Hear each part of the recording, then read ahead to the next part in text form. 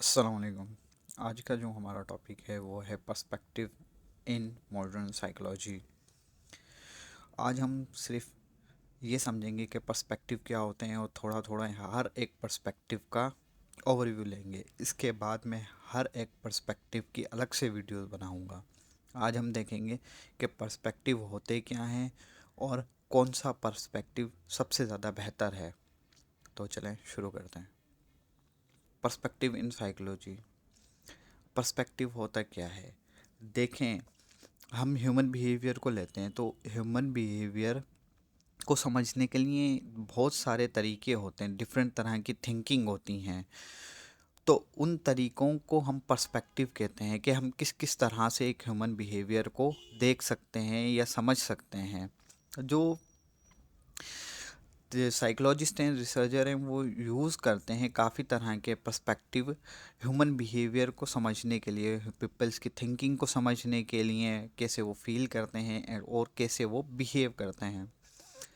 अच्छा, जो बहुत से रिसर्चर हैं ना, वो फोकस करते हैं सिर्फ एक स्पेसिफिक स्कूल ऑफ थॉट पे, और बहुत से ऐसे हैं जो एक से ज़्यादा पे फोकस करते हैं। उनको कहते हैं इलेक्ट्रिक अप्रोच। अच्छा, अब सवाल ये आ जाता है कि भाई कौन सा पर्सपेक्टिव किस पर्सपेक्टिव से बेहतर है। देखें, कोई भी एक पर्सपेक्टिव हम ये नहीं कह सकते कि वो दूसरे से बेहतर है। हर एक पर्सपेक्टिव की अपनी खासियत है, वो अपने अंदाज से एक ह्यूमन बिहेवियर को एक्सप्लेन करता है और उसके बारे में बताता है। फॉर एग्जाम्पल, अगर हम देखें, एक टॉपिक लेते हैं साइकोलॉजी के अंदर, एग्रेशन। अब अगर हम इसे बायोलॉजिकल पर्सपेक्टिव से देखें तो हम ये देखेंगे जो एग्रेसिव बिहेवियर काज हो रहा है वो हो रहा है ब्रेन और नर्वस सिस्टम की वजह से। यानी कि जो ब्रेन है, हमारा ब्रेन फंक्शनिंग और जो हमारा नर्वस सिस्टम की फंक्शनिंग है वो काज कर रही है हमारा एबनॉर्मल बिहेवियर। अब अगर हम बिहेवियर पर्सपेक्टिव से इसको देखेंगे तो हम कहेंगे कि यार कोई एग्रेसिव बिहेवियर शो कर रहा है, उसके जो काजेज होंगे वो इन्वायरमेंटल होंगे, या इन्वायरमेंटल बढ़ा रहा है उसके उस एग्रेसिव बिहेवियर को। फिर अगर हम इसे एक और पर्सपेक्टिव से देखते हैं, क्रॉस कल्चरल अप्रोच से, तो हम कहेंगे यार कोई एग्रेसिव बिहेवियर शो कर रहा है तो वो कल्चरल इन्फ्लुएंस होगा। जिसे हम कहते हैं ना, बहुत से लोग, बहुत से कल्चर ऐसे होते हैं जिसके लोग बहुत ज़्यादा एग्रेसिव होते हैं। ये कोई सोशल इन्फ्लुएंस है जो उसके ये वायलेंट बिहेवियर और एग्रेसिव बिहेवियर काज कर रहा है उसके अंदर। तो देखा कि हम एक ही बिहेवियर को कितने सारे पर्सपेक्टिव से देख सकते हैं। तो इसी तरह हर जो रिसर्चर और साइकोलॉजिस्ट होते हैं वो अपने अपने नज़रिए से बिहेवियर को देखना चाहते हैं, या बताते हैं या एक्सप्लेन करते हैं कि भाई कौन सा बिहेवियर क्यों काज हो रहा है। ये हो गए हमारा पर्सपेक्टिव के पर्सपेक्टिव होता क्या है। पर्सपेक्टिव एक नज़रिया ही है बस। हर साइकोलॉजिस्ट एक अलग नज़रिए से बस बिहेवियर को देखता है कि बिहेवियर होता क्या है। अब आ जाते हैं कि कितने पर्सपेक्टिव हैं साइकोलॉजी के अंदर। साइकोलॉजी के अंदर मेजर 7 पर्सपेक्टिव हैं। हम हर एक पर्सपेक्टिव का ओवरव्यू लेंगे बस। पहला पर्सपेक्टिव है साइकोडायनामिक पर्सपेक्टिव। दूसरा है बिहेवियरल पर्सपेक्टिव। तीसरा है कॉग्निटिव पर्सपेक्टिव। चौथा है बायोलॉजिकल पर्सपेक्टिव, जिसको हम फिजियोलॉजिकल भी पर्सपेक्टिव भी कहते हैं, फिजियोलॉजिकल साइकोलॉजी भी कहते हैं, और हम इसको बायो साइकोलॉजी भी कहते हैं। तो पांचवा है हमारे पास ह्यूमनिस्टिक पर्सपेक्टिव, और छठा है क्रॉस कल्चर पर्सपेक्टिव, और सातवां आ गया इवोल्यूशनरी पर्सपेक्टिव, साइकोडायनामिक पर्सपेक्टिव। अच्छा, जो साइको डायनामिक पर्सपेक्टिव है इसके अंदर सिगमंड फ्राइड ने बहुत ज़्यादा काम किया है, और उन्होंने ह्यूमन बिहेवियर को जो है ना, कहा है कि जो ह्यूमन बिहेवियर होता है वो जो है अनकॉन्शियस माइंड, चाइल्डहुड एक्सपीरियंस और इंटरपर्सनल रिलेशनशिप की वजह से होता है।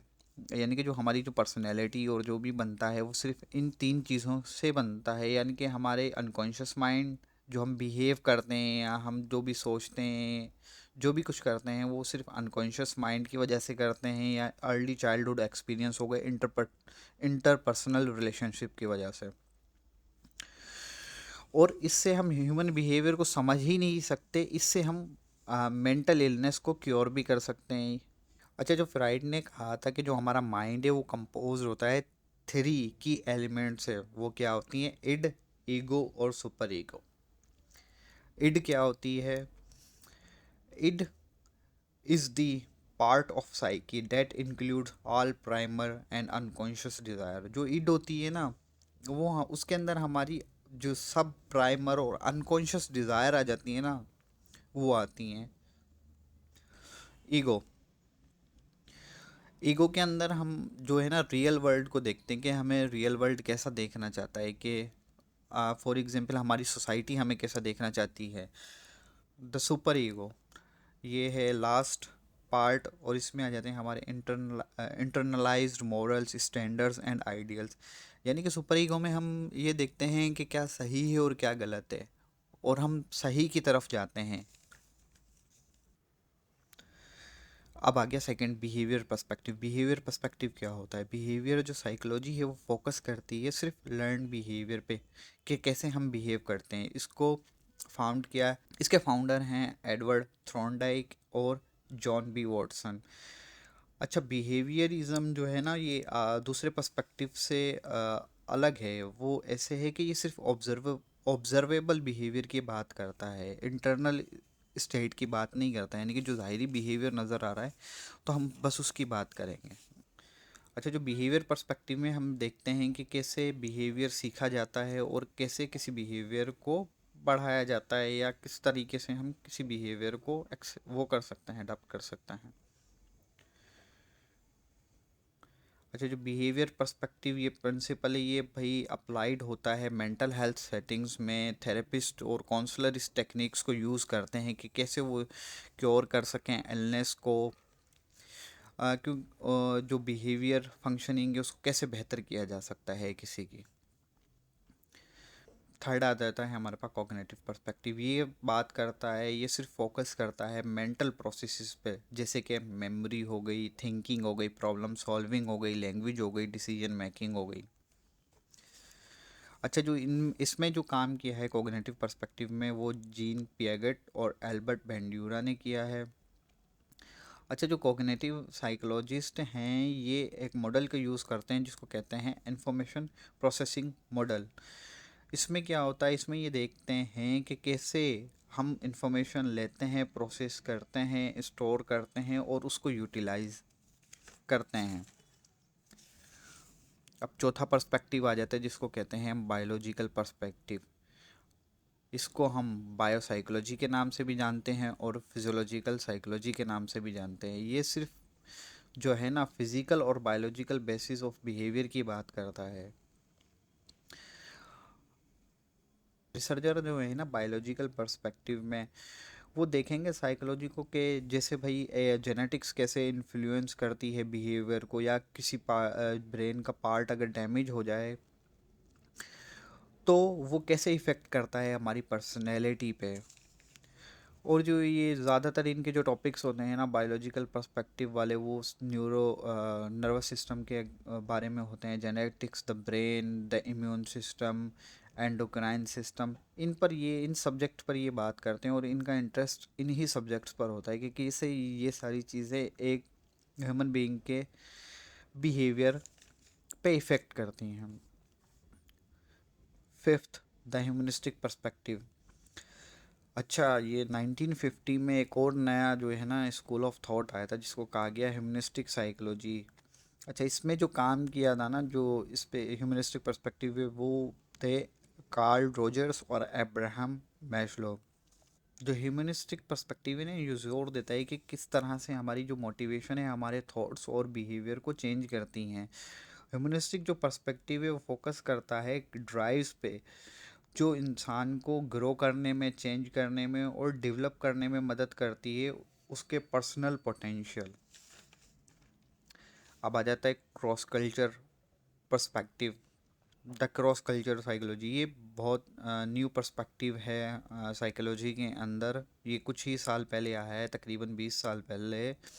साइकोलॉजिस्ट और रिसर्चर जो हैं इस स्कूल ऑफ थॉट के, वो ह्यूमन बिहेवियर को देखते हैं डिफरेंट कल्चर्स के बीच में, कि कैसे डिफरेंट कल्चर्स हमारे बिहेवियर और थिंकिंग को इन्फ्लुएंस करते हैं। 7 एवोल्यूशनरी पर्सपेक्टिव। अच्छा, जो साइकोलॉजिस्ट ने जो इस पर्सपेक्टिव को फॉलो करते हैं, वो अप्लाई करते हैं बेसिक प्रिंसिपल ऑफ एवोल्यूशन को साइकोलॉजी को समझने के लिए। जैसे कि वो कहते हैं कि जो हमारी जो मेंटल प्रोसेसेस हैं वो हमारे पहले ही थी, क्योंकि ये हमारी एवोल्यूशन के लिए लाजमी है, हमारे सर्वाइवल के लिए लाजमी है और हमारी रिप्रोडक्शन के लिए लाजमी है। तो ये था आज का टॉपिक।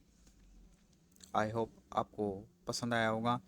नेक्स्ट वीडियो में मैं हर एक टॉपिक को अलग से, हर एक पर्सपेक्टिव को अलग से डिफ़ाइन करूँगा।